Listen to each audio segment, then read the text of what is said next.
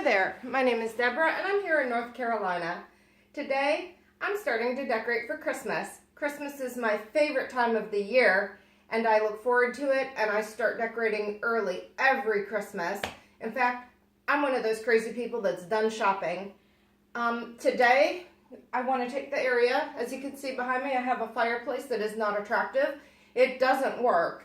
So what I want to do is build this area up so that it is prettier for the holidays, more welcoming to all my guests and friends that might come over, and also just make it shine and sparkle this holiday season. Why don't you join me?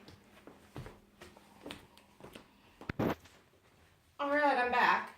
As you can see, I have assembled one of my Mega-Tub systems right over here in the corner.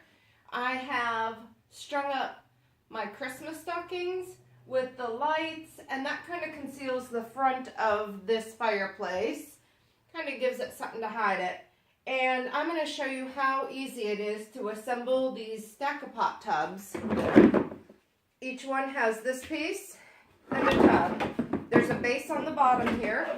I'm simply going to put these down in here. You put your first one into place. It doesn't snap together, it just kind of sits in there and you can feel it's very secure. I'm going to snap this one down in real easily here. And you kind of find this groove and you just work this right in there. You do the next one and so forth until you get the whole thing assembled. It's really quite fun. It's almost like playing with Legos as a child, building this up here. And you can see how quickly I'm putting this together.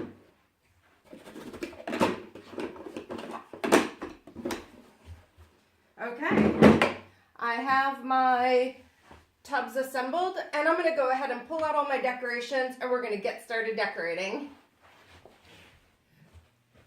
Hi there, I'm back. As you can see here, I'm building a poinsettia tree for in front of my fireplace. So, I have taken little foam blocks. I got these at the dollar store, so they're super affordable. And I've put some picks of poinsettias in them, along with some little white berries. The dog wants in on the action. Do you see that? Okay. So what I'm doing is I place each one, I'm taking each bunch of flowers and fanning them out really big so they take up a lot of the room of the bin. So as you can see, I have 5 layers in this box. 4 of them are going to be flowers, and I have something very special for the top that I'm saving to show you. So I'm going to just keep building right here.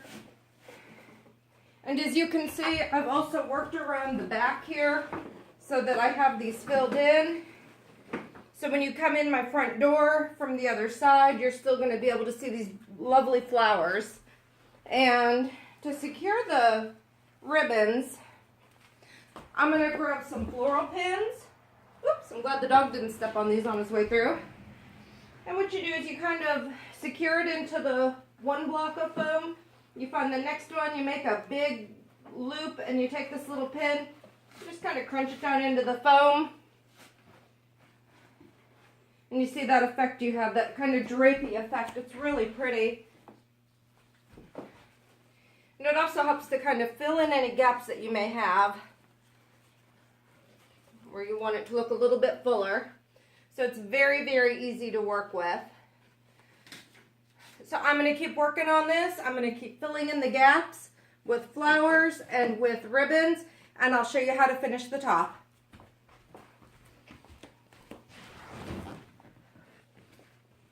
Hi there.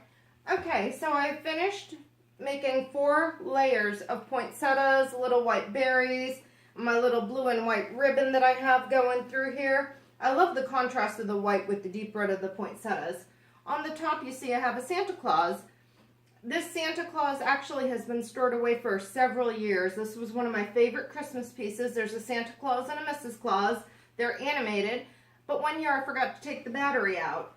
And in doing so, the next year it didn't work anymore. They got corroded. But I could never bring myself to get rid of it. So, just to show you, you don't want to put Santa down into the tub because he's going to not stand right and it just isn't cute that far down in. These are probably about 7 inches to 8 inches deep, I would say. So that's not a good idea. What I did to overcome that was I took a plain clear glass plate, I've inverted it, and there's like a little rim inside the tub. So I have just kind of put the clear plate down on that, inverted, upside down. And I can set Santa right there. Actually, this is a table runner that I made one year. And I was learning how to sew. It was a nice, simple project. So I'm going to go ahead and drape that fabric through there so that you do not see the cake plate and you don't see the tops of the ribbons. And that is the top of my poinsettia tree. Is my favorite Santa.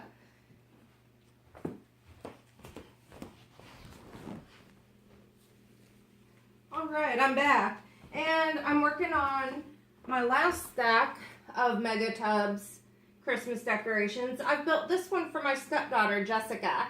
She's 15 and she always wants to know what she's getting for Christmas. I do shop early, as I mentioned earlier.